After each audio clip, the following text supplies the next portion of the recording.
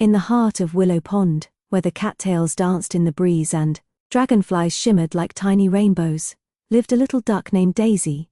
Daisy was the smallest duckling in her family. Her feathers were the softest yellow, and her quack was a bit squeaky. But what Daisy lacked in size, she made up for in spirit.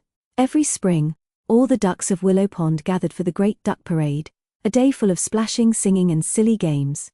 The ducks decorated the pond with lily garlands and sang songs that echoed across the water. Daisy had dreamed of joining the parade ever since she was a fluffy ball of down.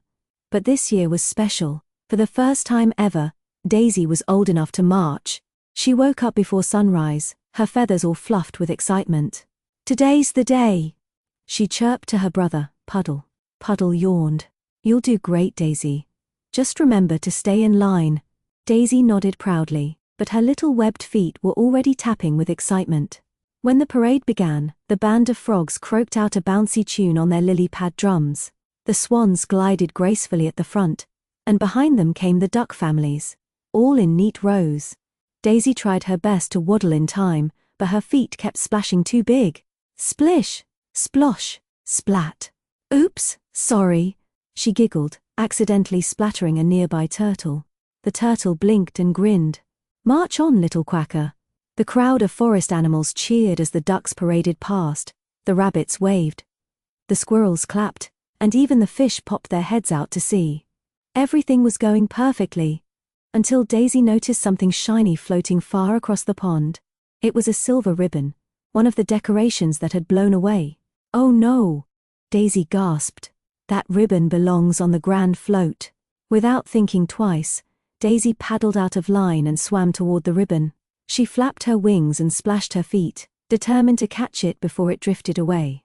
The water rippled, frogs hopped aside, and the other ducks quacked in surprise. "Daisy, come back," called Puddle. But Daisy was focused. The ribbon was drifting toward the cattails, just about to snag on a thorny stem. With one final splash, she dove underwater, whoosh, and popped up right beside it, the silver ribbon clenched proudly in her beak. The crowd gasped. Then they cheered. Daisy paddled back, ribbon trailing behind her like a streamer in the wind. The swans gracefully lifted the ribbon and tied it back onto the grand float, right at the front where everyone could see. When the parade ended, the mayor of Willow Pond, a wise old heron, stepped forward. "Today," he announced, "our littlest duck showed the biggest bravery. Let's give 3 quacks for Daisy the daring duck." Quack, quack, quack, echoed across the pond. Daisy blushed and bowed, her heart swelling with pride. That night, as the fireflies lit up the reeds and the stars twinkled above, Daisy snuggled beside her family. Puddle smiled at her. "You really made a splash today," he teased. Daisy giggled. "Next year, I'll lead the parade." And with that, the little duck who dared to dream drifted off to sleep, her silver ribbon shining softly in the moonlight.